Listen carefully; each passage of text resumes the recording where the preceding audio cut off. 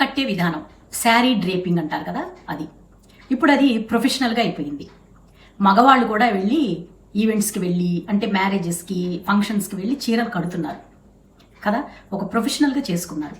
వంట ఎలాగైతే ప్రొఫెషనల్ అయిపోయిందో, మేకప్ ఎలాగైతే ప్రొఫెషనల్ అయిపోయిందో, ఇలాంటి చీరలు కట్టడం ఇవన్నీ ఎప్పటి నుంచో ప్రొఫెషనల్గా ఉన్నాయి. ఇప్పుడు కొత్త ఏం కాదు ఇది.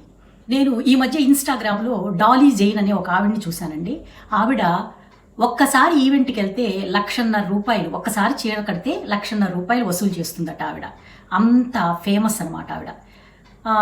ఈ చీర కట్టి ఈ శారీ డ్రేపింగ్, ఈ మోజు ఉంది చూసారా, ఇదైతే చాలామందికి అన్నం పెడుతుంది, చాలామందికి జాబునిచ్చింది, ఉద్యోగాన్ని ఇచ్చింది. మంచిదే, కాదంటలేదు.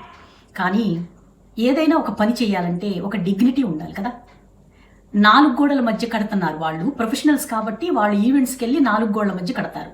కానీ శారీ డ్రేపింగు, ఈ చీర కట్టే విధానము వీళ్ళు వీడియోలు తీసి ఇన్స్టాగ్రాముల్లో, యూట్యూబ్లో వీటిలో పెడుతున్నారండి. పెట్టచ్చు, ఇబ్బంది లేదు. కానీ కొంచెం డిగ్నిటీగా పెడితే బాగుంటుంది.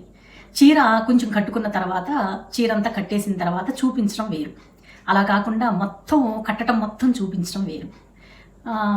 అంత ఓపెన్గా ఉండాల్సిన అవసరం ఉందంటారా? కొన్ని విషయాలు సీక్రెట్గా ఉంటేనే దాని విలువ ఉంటుంది. ఆ సీక్రెసీని బయట పెట్టేస్తే ఆ డిగ్నిటీ పోతుంది కదా.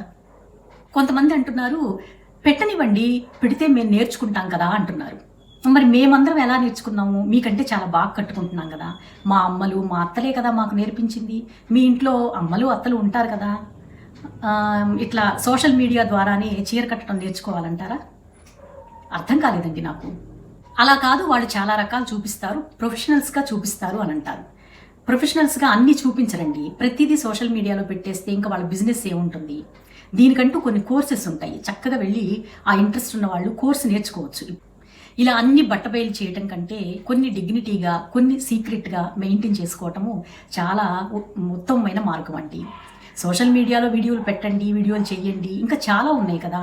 కొన్నిటిని సీక్రెట్గా ఉంచుదాము, కొంత డిగ్నిటీ మెయింటైన్ చేద్దాం. ఏమంటారు?